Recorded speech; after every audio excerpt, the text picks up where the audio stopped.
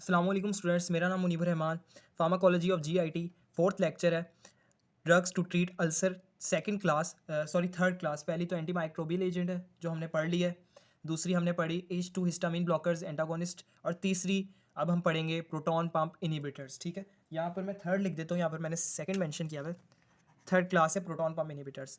First पे हमने देखा इन्फेक्शन के लिए, सेकंड पे हमने देखा HCl की सिक्रेशन को किस तरह कम किया जा सकता है।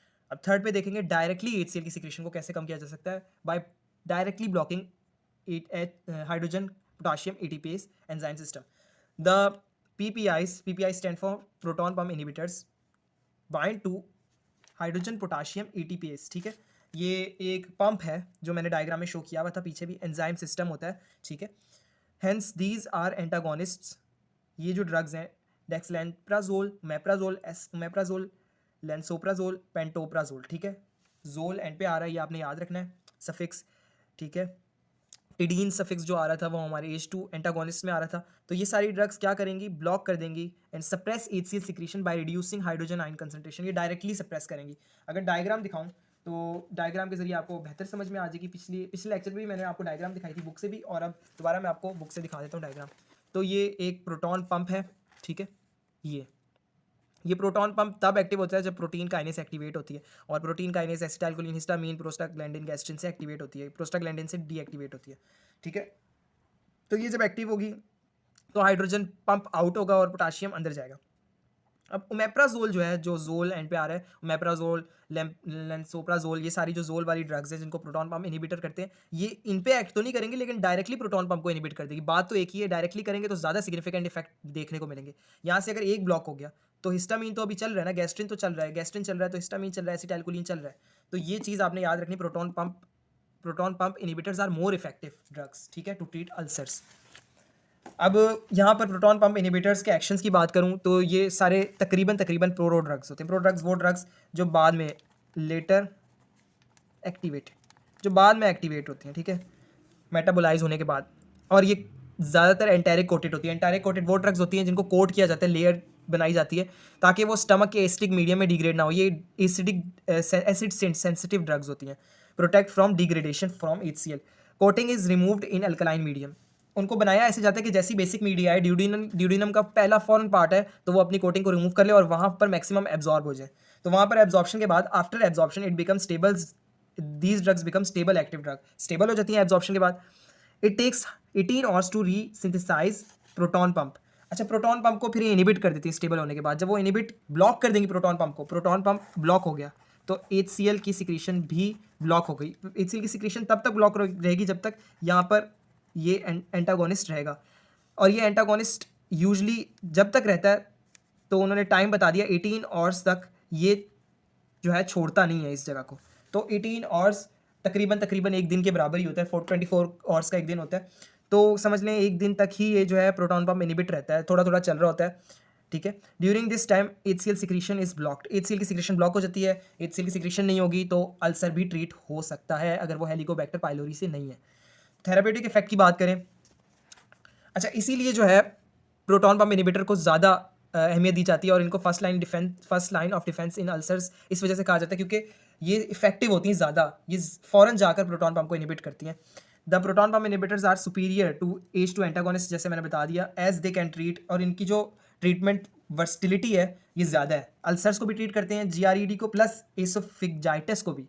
ठीक है, और ZES ज़ोलेगर एल्सन सिंड्रोम, ये एक सिंड्रोम है। ठीक है, ये आपने बताना है मुझे कमेंट में ये कौन सा सिंड्रोम है, तो मुझे भी पता लगे कि जो मेरे स्टूडेंट्स हैं, जो देख रहे हैं, जो क्लास फेलोज़ हैं, वो एक्टिव भी हैं या नहीं। तो आगे चलकर इसकी थेरेपेटिक इफेक्ट्स की आगे बात करते हैं। जो ड्रग्स हैं एंटागोनिस्ट हैं, प्रोटॉन पंप इनिबिटर्स हैं, are helpful in treating bleeding from ulcers cause by NSAIDs. ये एनसेड्स को भी ट्रीट करने में हेल्पफुल होते हैं। जो पिछले हमें सिमिटीडीन पढ़ा था वो एनसेड्स वाले अल्सर को ट्रीट करने में हेल्पफुल नहीं होते।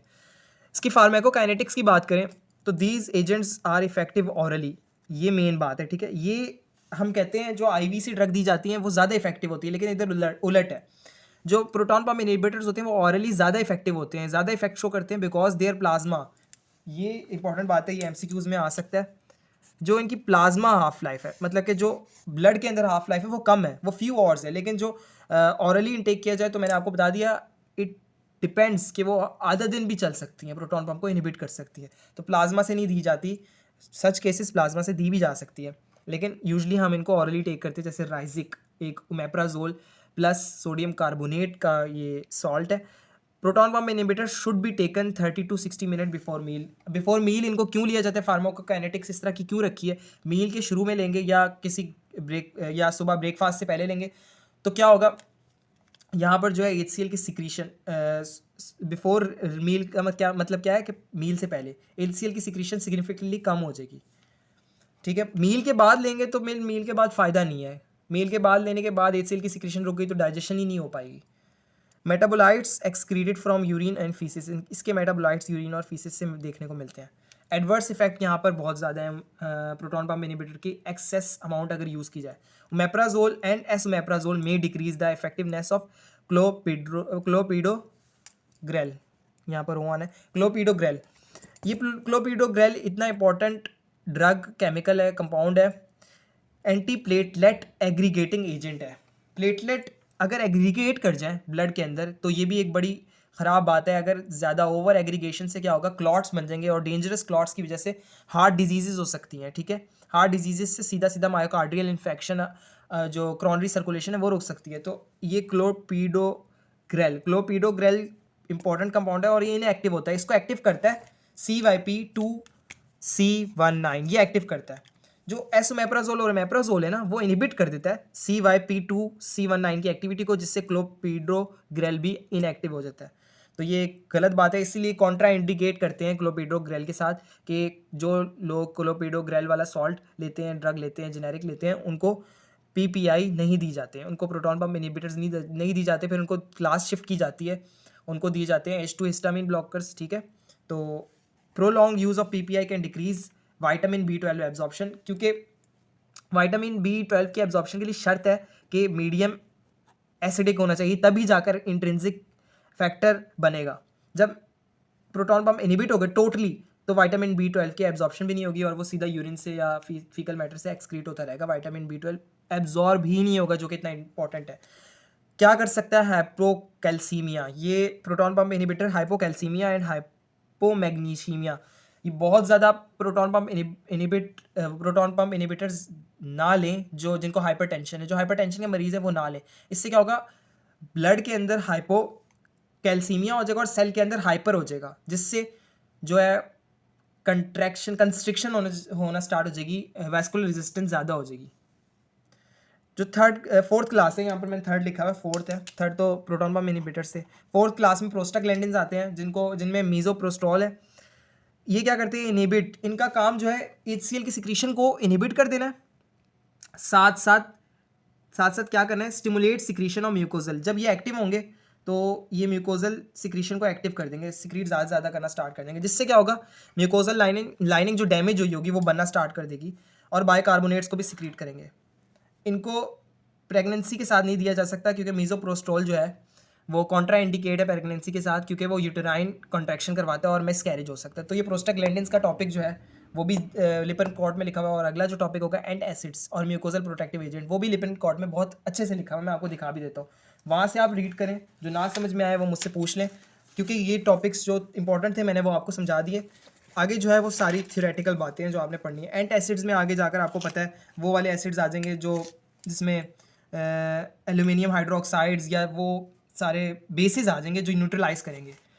उसके बाद सुक्रलफेट म्यूकोजल प्रोटेक्टिव एजेंट में आ जाता है और बिस्मथ सब सैलिसाइलेट। तो आई होप ये लेक्चर आपको समझ में आया होगा। यहाँ तक प्रोटॉन पंप इनहिबिटर्स भी खत्म हो जाते हैं और ट्रीटमेंट ऑफ अल्सर्स की जो ड्रग है वो भी खत्म हो जाती हैं। नेक्स्ट लेक्चर में हम एमएसिस और एंटी एमएसिस ड्रग के बारे में पढ़ेंगे। तो कोई क्वेश्चन क्यूरी हो तो वो आप मुझसे ज़रूर पूछें कमेंट बॉक्स में। जज़ाकल्लाह।